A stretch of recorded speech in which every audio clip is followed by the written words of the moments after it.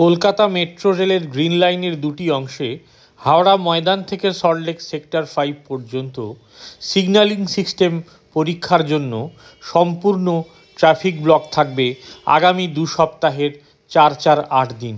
13 থেকে 16 ফেব্রুয়ারি এবং 20 থেকে 23 ফেব্রুয়ারি অর্থাৎ পরপর 2 সপ্তাহ বৃহস্পতিবার থেকে রবিবার হাওড়া ময়দান থেকে সল্টলেক সেক্টর ভি পর্যন্ত কোনো অংশেই কোনো মেট্রো ট্রেন চলবে না।